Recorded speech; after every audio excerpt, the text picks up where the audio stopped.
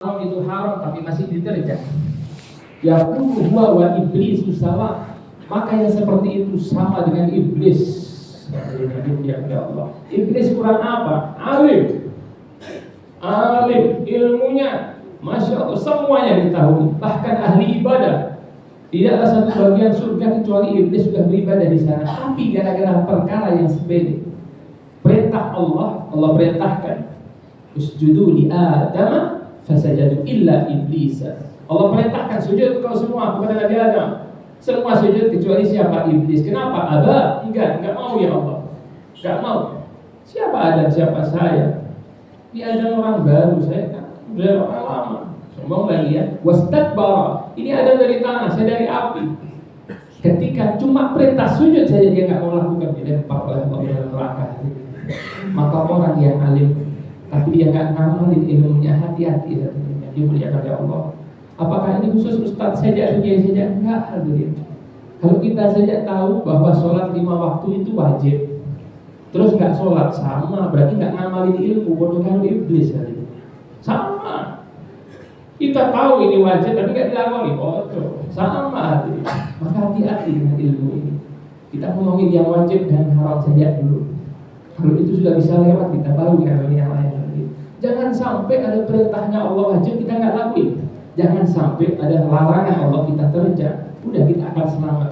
Orang-orang yang tahu kemudian dia mengamalkan ilmunya, maka dalam hidupnya dia akan banyak dapat keajaiban. Sebagaimana mukjizat tongkat Nabi Musa memberikan keajaiban, pertolongan.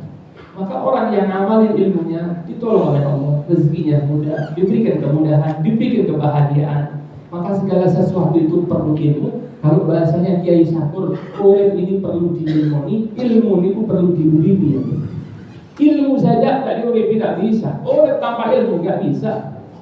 Ya, maka disebutkan wa kullu man bi ghairi ilmin ya'malu a'maluhu madudatun la tuqbalu. Oh, amal yang tanpa ilmu ditolak oleh Allah Subhanahu wa taala.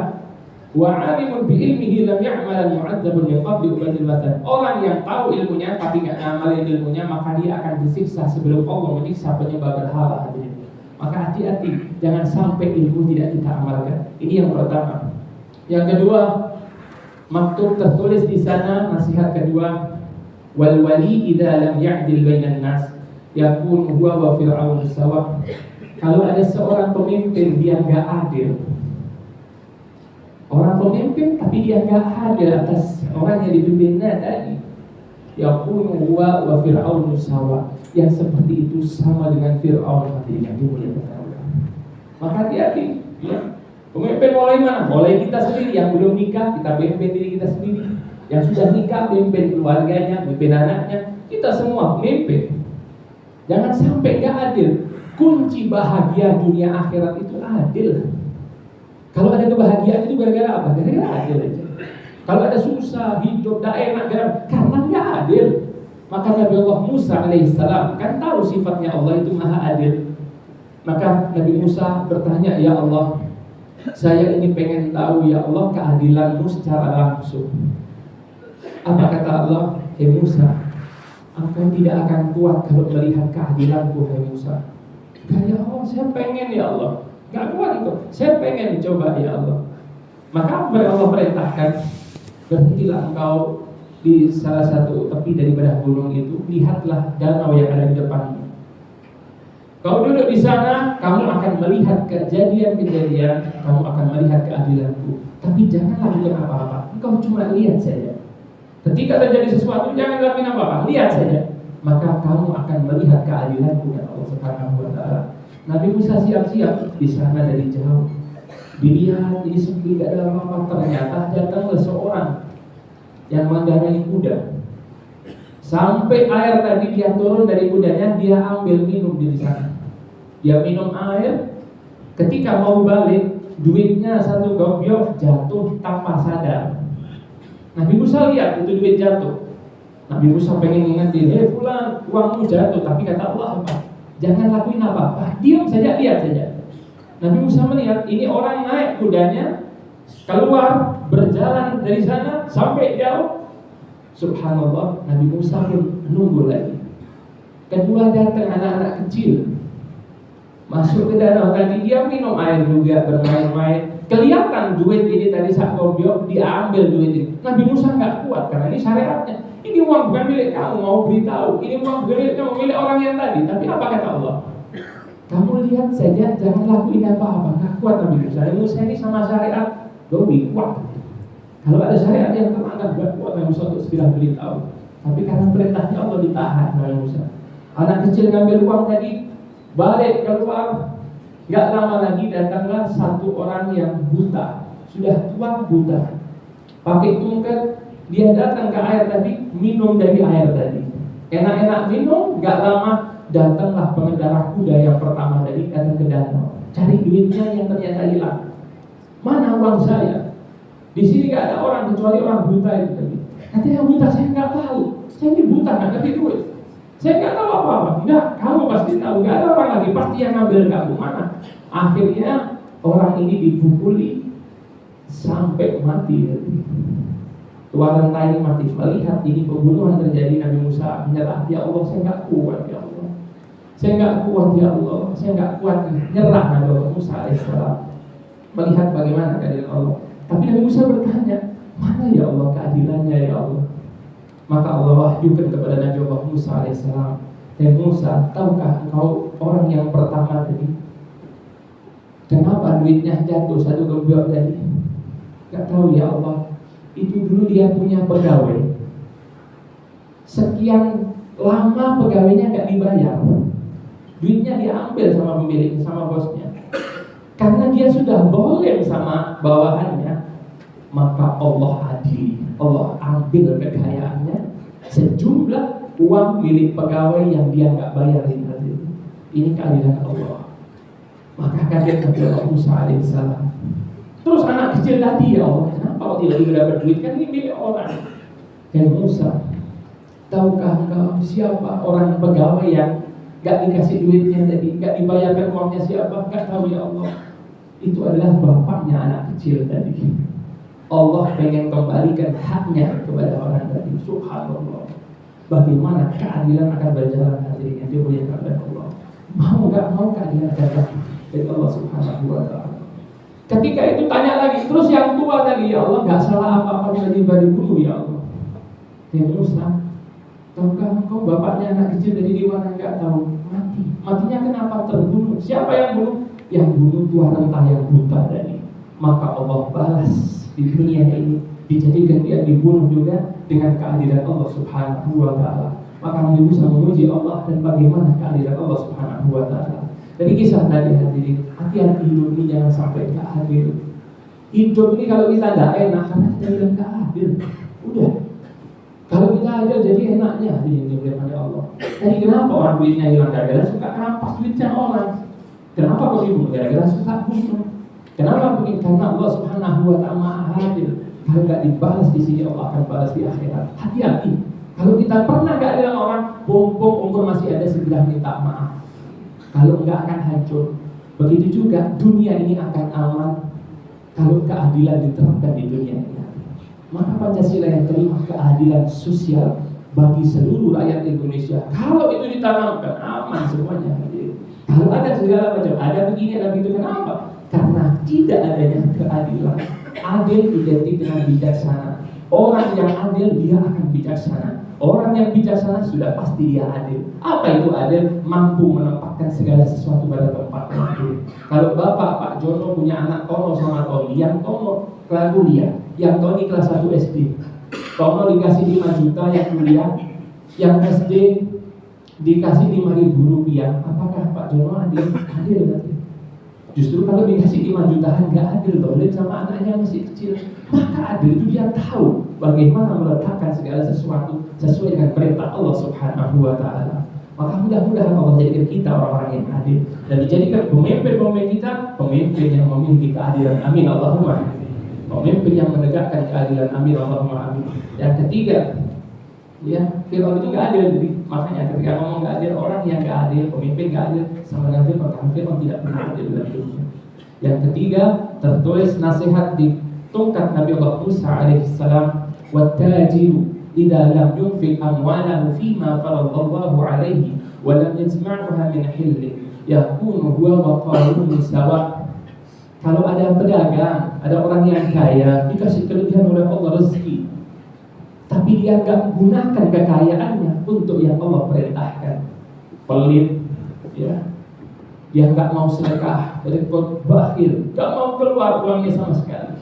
Kalau ada uang masuk nggak keluar, bas, mati, pelit, walam yajma'a min halal, juga cari duitnya nggak dari yang halal, yakun huwa wa qarun sawa, maka dia sama dengan korun, kata itu kata sebut-sebutan, sama dengan korun. Bagaimana korun ketika ditarik zakat? Apa jawabnya? Kok enak? Ini semua saya dapat dari ilmu saya ini. Bisnis ini bisa hebat karena saya, Allah berikan ilmu kepada saya. Enak mau ditarik zakat dan lain-lain. Karena pelit, Allah hancurkan nggak? Dihancurkan oleh Allah Subhanahu wa Ta'ala. Karena zalim, pelit lagi, dihancurkan, dianya hancur, hartanya hancur. Maka ini peringatan bagi orang yang dikasih kelebihan tapi dia nggak mau dengarnya. Begitu juga baliknya. Kalau orang dikasih kaya, dia masya Allah suka sedekah, dia empati sama orang lain, hidupnya pasti dapat keajaiban banyak. Sebagaimana kata dia, mau apa-apa dapat pertolongan, mau gini ditolong, mau sakit sembuh, mau ini juga aja. Kenapa? Karena dia sudah menggunakan dan menjalankan nasihat tersebut. Orang yang adil hidupnya akan ditolong sama Allah. Orang yang ngamalin ilmu hidupnya akan ditolong oleh Allah. Orang yang dermawan hidupnya selalu dekat dengan pertolongannya Allah. Gak mungkin jauh, gak mungkin lama. Setiap punya problem, gak lama datang itu jalan keluar. Bagi siapa? Orang-orang yang dermawan. Dan yang keempat, nasihat ditulis wal faqiru idza lam yasbir ala faqrihi.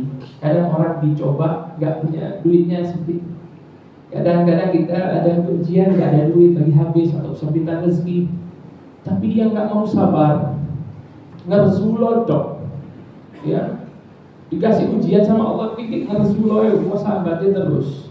Yang bunuh dua wadal busawa, orang yang seperti itu sama dengan anjing.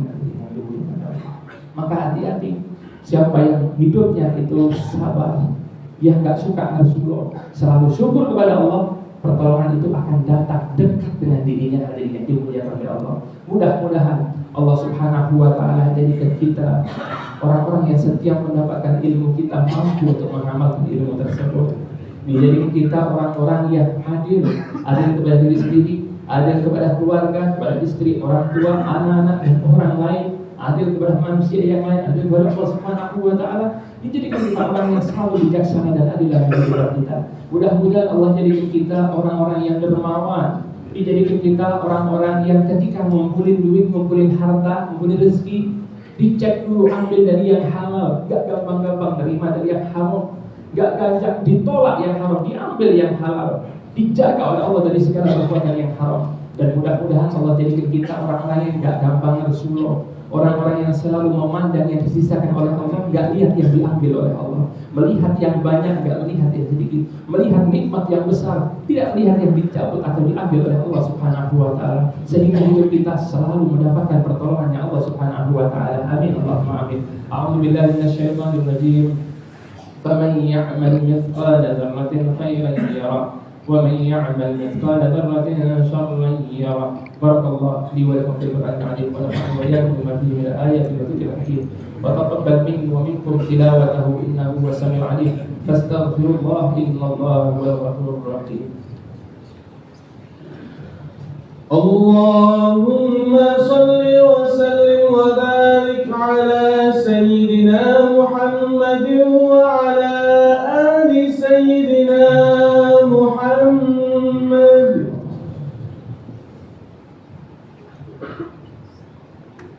Alhamdulillah Rabbil Alamin, wa bihi nasta'inu ala umuri dunya waddin, wa ashhadu an la ilaha illallah wahdahu la sharika lahu wa atubu ilayhi tawbata 'abdin zalim la yamliku li nafsihi dharra wa la naf'a wa la mawta wa la hayata wa la nushura, wa ashhadu anna sayyidina wa maulana Muhammadan 'abduhu wa rasuluh arsalahu Allah lil alamin bashiran wa nadhira wa da'iyan ila Allah bi idnihi wa sirajan munira. Allahumma salli wa sallim ala sayyidina wa maulana Muhammad wa ala alihi wa azwajihi wa dhurriyyatihi wa ashabihi wa tabi'in lahum bi ihsan ila yaumiddin. Amma ba'd. Fa ya ibadallah, usikum wa nafsi bi taqwallah faqad faza al-muttaqun.